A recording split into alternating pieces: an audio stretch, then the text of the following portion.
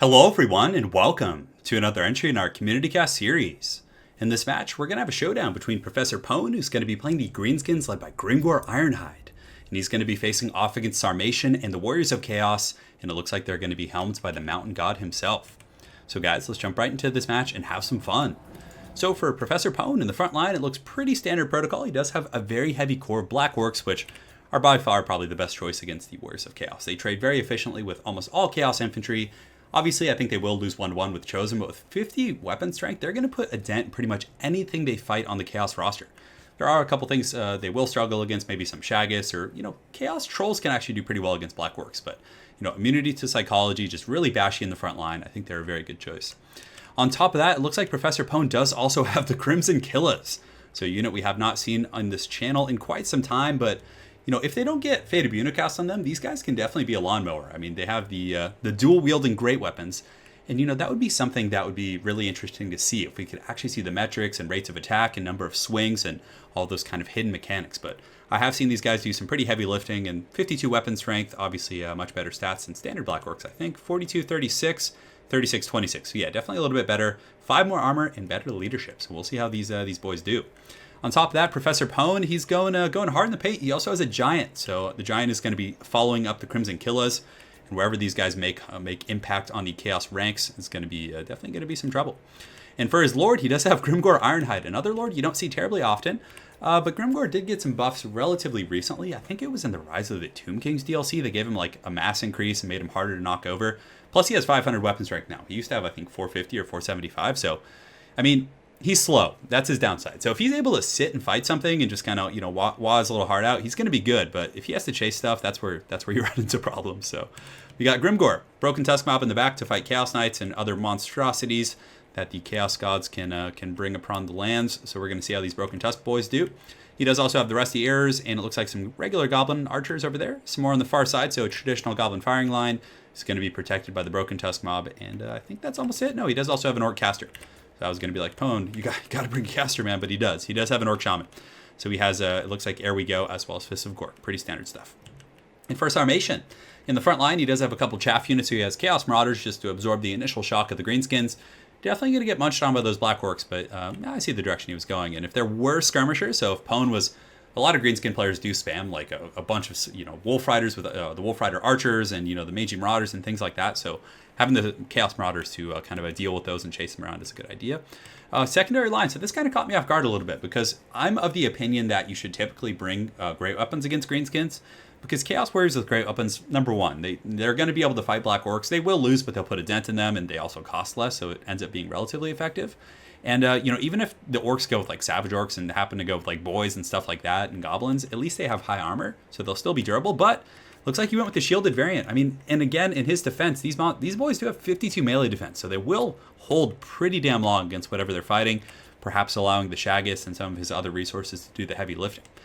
2 Halberds in the back, maybe looking for Arachnoid Queens or other Cav threats here. He does also have the Aspiring Champions, I think one group of those, and some Poison Warhounds. The Mighty Mountain God, and I does not look like... Man, I'm surprised. No Lord of the Storm either. I think Lord of the Storm is a great ability. But he does have a Chaos Sorcerer with Final Chance Mutation and the Piercing Bolts. So without further ado, guys, let's get this show on the road. And it looks like, yeah, there's also a Chaos Vanguard over here, it looks like. Yeah, so Chaos has a ton of standard Marauder Horsemen who can definitely wreak some havoc on this back line. Goblin Archer is very unprotected. It's a pretty expensive army for Pone. He has Crimson Killers and a Giant, so that's not going to leave a whole lot of room, but it looks like a bombardment coming down. So Pone's force is a little bit bunched. You can see he moves out of the way, and let's see if it tags any of these guys. So it does hit the Crimson Killers. It doesn't do a bunch of damage, but at least it forces those Hogs to run forward, squealing all the way.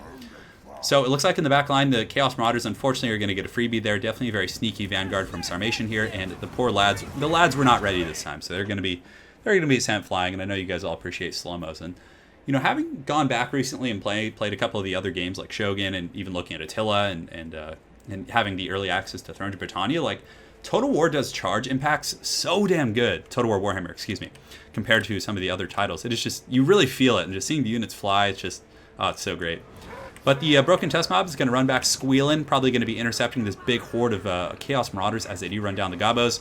In the front line, the Giant's going to be pushing forward, and Pone's Gobbo firing squad is now going to be going after the Mountain God. So you can see Kulak's is going to take some work, but this Giant is just going to literally solo all these troops. I mean, he can just monster mash these guys, with the exception of the Halberds, but In the front line, the Black Orcs and the boys are just crushing. You can see some of that foul giant breath right down on those. Yes, I'm sure they feel the Chaos Gods are with them now. But on top of that, the Crimson Killers just with their dual wield, such a cool unit. If Fate of Buna was nerfed, I could see them being like... If Fate of Buna was just made to cost like 25 wins of magic, I could see these units making more of an appearance because they hit like trucks when they get in there. So they're going to be getting through the chaff very quickly, probably faster than regular Black Orcs would, and moving forward onto the main Chaos Blob. So the Black Orcs and Grimgor Ironhide leading this charge into the Chaos Forces. And let's go ahead and see where the Mountain God is. So Mountain God lurking on the periphery of the formation.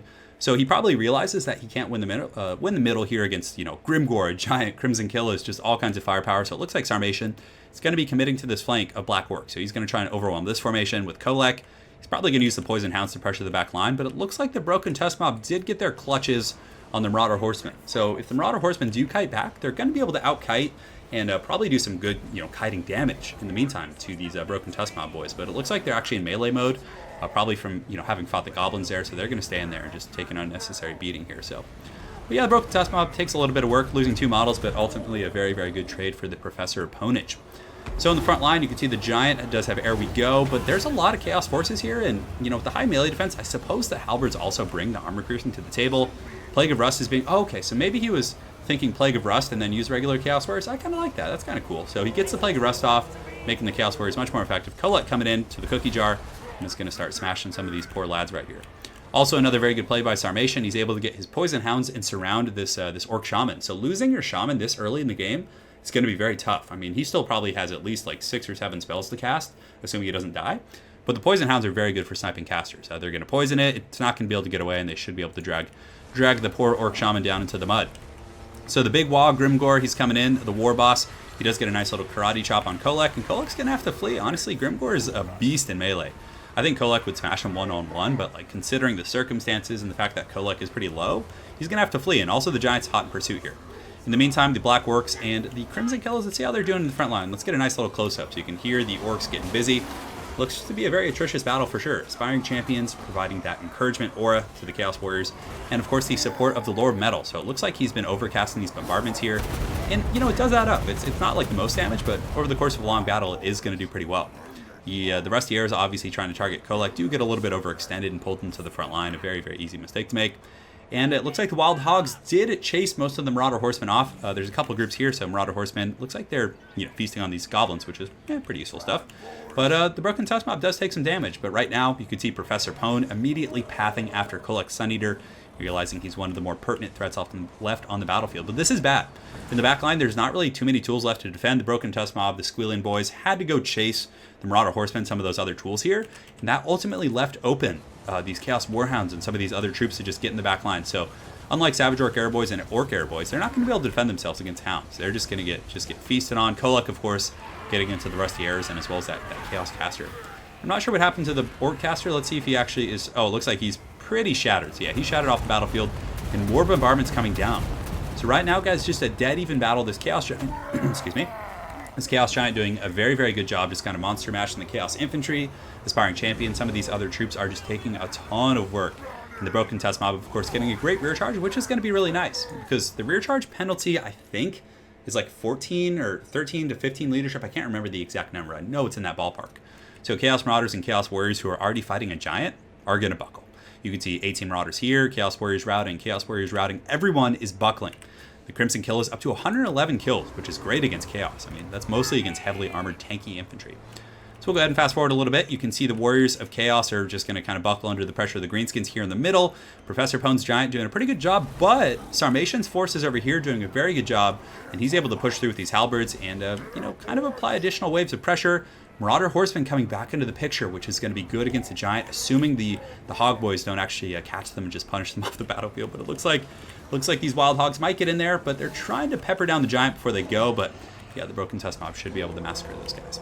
They're a very good regiment for now. If anyone is wondering if they're worth bringing, I really think they are, because the big weaknesses are the bad combat stats plus low armor on Boar Biggins. But yeah, these guys obviously make up for a lot of that. Another bombardment going down, so I'd be really interested to see the kills that guy has. Let's see. Only 13, so I don't know if it keeps track of the kills on that, but it has been doing a lot of HP damage.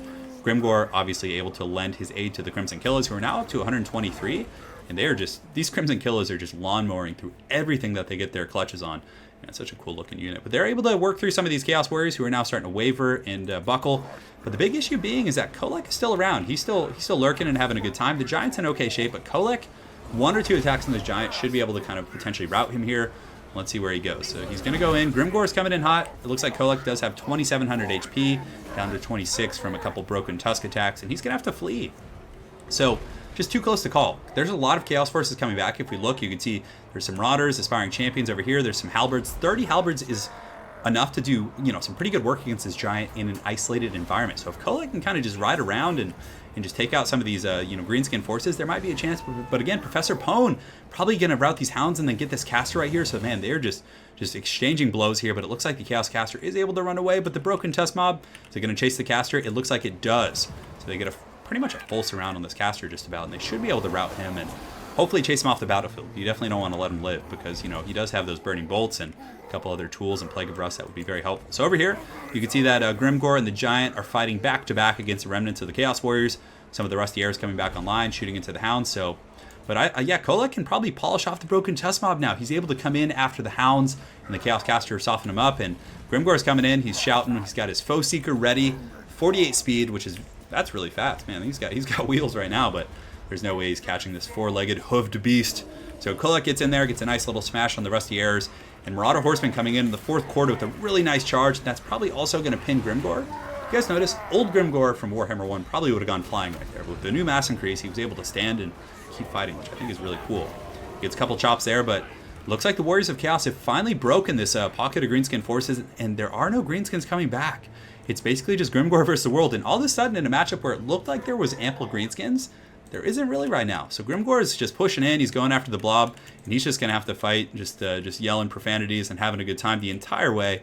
GRIMGOR definitely has some really absurd lore. So he gets a nice karate chop, and you can see his great axe, Gitsnick, just cleaving apart these Warriors of Chaos and also tossing some of those Marauder Horsemen asunder. But now this gives the opportunity to Kolek to hit and run. Plague of Rust is going to soften him up. The Giant's coming back in. But guys, I think that's going to be it for GRIMGOR Ironhide. So what a great game. That was just wild. And honestly, I really thought the Greenskins had it for a multitude of the matchup, but just the perpetual pressure from the Warriors of Chaos and Kolek Suneater is so darn good. Obviously, GRIMGOR not the most competitive lord. He wasn't able to really apply a lot of utility, but he was pretty solid in the front line and had a good old time. So I like the army. Crimson Killers, they were cool. 140 kills, and yeah, not having to face Fate Abuna really makes them good. Fate Abuna basically one-shots them and just makes them just absolute garbage, but against Metal and some other Lords of Magic, they can definitely perform. So yeah, it was definitely a fun build for both players, getting to see a Giant, Crimson Killers, and a very interesting build from the Warriors of Chaos. I personally still think that Great Weapons are a little bit of a safer alternative, but I still like seeing the experimentation with the Plague of Rust and getting more value out of the defensive qualities of these shielded Warriors of Chaos. So very well played to Professor Pone and Sarmation. Thank you guys for sending in the replay, and hopefully you guys enjoyed seeing GRIMGOR in action. Have an excellent night, guys, and take care.